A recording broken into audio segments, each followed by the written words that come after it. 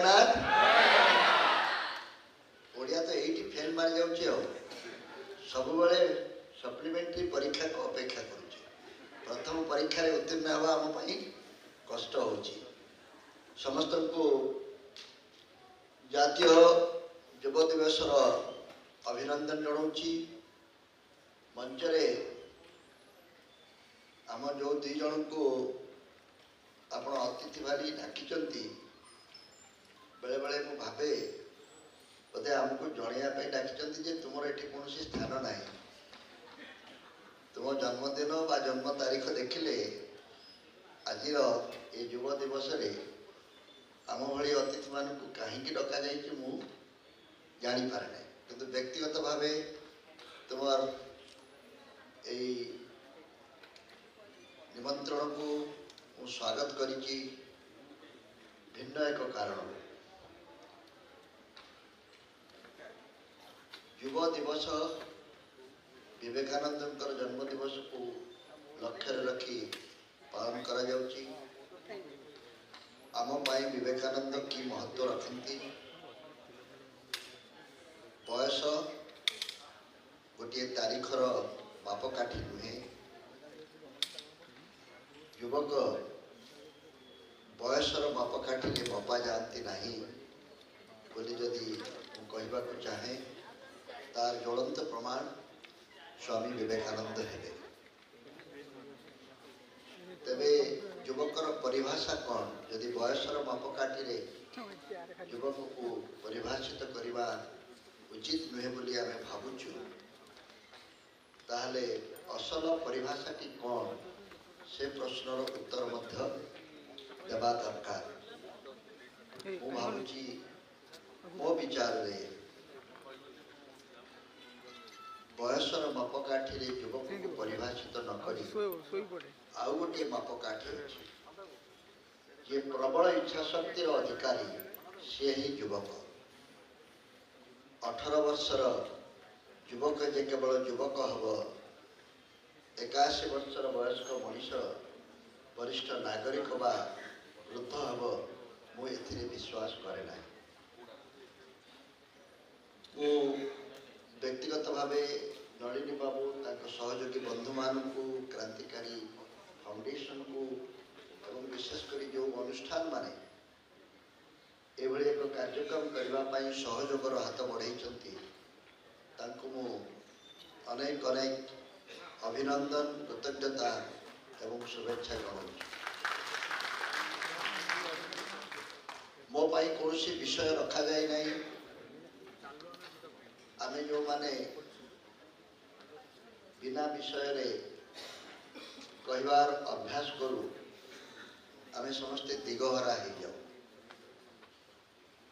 गोटे इंग्रेज लोकटे आउ गोटे इंग्रेज लोक सहित देखा से बिना विषय रे यदि आलोचना करे से करे पाणीपाग विषय हाउ इज द वेदर इंग्रेज लोकर गोटे अभ्यास अच्छी I will come after the rains ये सब वाक्यर माने हला चारिटा परे मु आसी तुमको देखा करी सत इंग्रेज पाणीपाग रे प्राय 3टा 4टा बेलू प्राय नियमित भाव में वर्षा हुए से पाणीपागटी सदा बेले चिंतार थाए एवं सेटा सबु कथा को परिभाषित करिथाए तेणु आपण माने आज युव दिवस अवसर में मत कौन विषय दे न था बिना विषय रे आलोचना कले आम अनेक समय लक्ष्य पथरे पहुँची पारुना तेरे नलिनीकांत बाबूंकर जो स्वागत भाषणटी थिला से अनेक गुड़िए शब्द मते प्रभावित करुछि मु सेई तांकरी भाषण को नहीं मोर किछि मतमंतव्य छोटिया परामर्श आपण मान उद्देश्य रखिली से गोटे शब्द कहले लीडर हुआ एवं से शब्दर अधिक परिभाषा करने को जाई से कहले प्रश्न पचार, प्रश्न पचारिबाकू डर ना। मु एबे स्कूल रो पिला माने को पाई गोटे 5 टिकिया फॉर्मूला करिछि जो माने मोर सभा समिति रे जोग देइथिबे हुए तो से संपर्क रे जानी थिले, किंतु आज युव दिवस अवसर रे एक कथा को दोहराइले विशेष पाप हब नहीं बोली मु भावुछि। मु युवक मानू आउ गोटे कथा कहवा चाहे, युवकर परिभाषा बयसर मापकाठी नुहे। आजिकाली युवक को बल माध्यम मापिबा चेष्टा करा जाउछि। आम भितर अनेक बलर सूचना दिया जाउछि।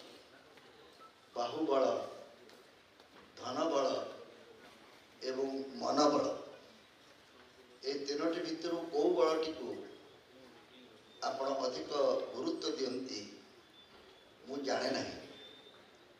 नेता मान को देखिले से सांगे बाहुबल को नियंती, पॉकेट रे धनबल को धरी रखि थांती एवं धनबल अधिक रु अधिक किपरि हब सेथिपाई जत्पर नास्ति उद्यम करती। मु आउ गोटे बल अच्छी जो बलटी कमी कमी जाउथबारु आमर जावतीय अवक्षय होउछि बोली मोर विचार रे मु भावे से बलटी हला मनोबल। एई मनोबल रु मु जो छोटिया फॉर्मूला टे करिछि युव बंधु मान को मन रखा सुविधा हब बोली। मनरे अच्छी 2टी अक्षर एवं हाथ रे अच्छी 5-5टी आंगुली। प्रथम अक्षर म, द्वितीय अक्षर न। हाथर जो 5-5टी आंगुली अच्छी से आंगुली अनुसार 5टी म एवं 5टी न कथा युव बंधु मान को कहवा को मोर इच्छा होची। सेइथरु नलिनी बाबूंकर निडर कथाटी आसीबो बोली आपको जोड़िबा पाई मु केवल छोटिया चेष्टा टिए करूची। 5टी मरे प्रथम मटी हला माँ। माँ को जी सम्मान दे जाने नहीं से ए दुनिया को आसवा पाई योग्य मध्य नुहे, से युवक हो बा न हो। द्वितीय मटी हला माँ पेटरू आसला परे आमे जोठी पढ़ू से हला जन्म माटी। तो द्वितीय महटी हला माटी। निज जन्म माटी को जी सम्मान दे जाने नहीं से दुनियार जोटी भी था ना कहीं से मनुष्य पदवाच्य मो विचार नुहे। तृतीय महटी हला माँ पेटरू माटी पड़ला परे जो शब्दटी पिलाटी करे से शब्दटी हला प्रथम तार भाषा। अनेक कही पारती से भाषा किपरि हब, से शब्दटी कुआ कुआ राबटी आमे भी तो बुझीपार ना, किंतु माँ बुझीपार ए शब्दर अर्थ कौन। पिलाटी कहीं कांदुची, बुद्धि देइछि बोली कांदुची ना भोक लगिला बोली कांदुची ना पिठिरे पिंपुड़ी गोटे कामुड़ी देइछि बोली कष्ट पाउछि बोली कांदुची। आमे सेना बुझीपार ना, माँ बुझीपार पिलाटी को कि असुविधा है जा फल से एभली शब्द उच्चारण करुची। यही शब्द परवर्ती काल रे आमर मातृभाषार रूप नहीं। चतुर्थ मटी आम समस्त अति प्रिय हो उठी। ए प्रेक्षालय एभली कौन व्यक्ति नथिबे जहाँ पाखरे से चतुर्थ मटी नाही। से कौन मोबाइल। मोबाइल है चतुर्थ म। एभली कौन व्यक्ति एठी अछंती कि जहाँ को पाखरे मोबाइल नाही। पंचम मटी है जहाँ मध्य अनेक बंधु हुए तो मते विरोध करि पारंती, किंतु विचार दृष्टि मु कहबा को बाध्य होउची से मटी है मदमुक्त ओडिशा। तेणु पांचटी मोर परिभाषा करी न को मु खूब शीघ्र सारी दूसरी मत 10-15 मिनट टाइम देती अधिक समय नेबी नहीं। नरे युवबंधु मान मोर प्रथम संदेश निरोग रहिबा। वर्तमान आम युवक अच्छु बोली जीवनचर्या को संकलित न कले परवर्ती समय रे आमे पछतेइबा।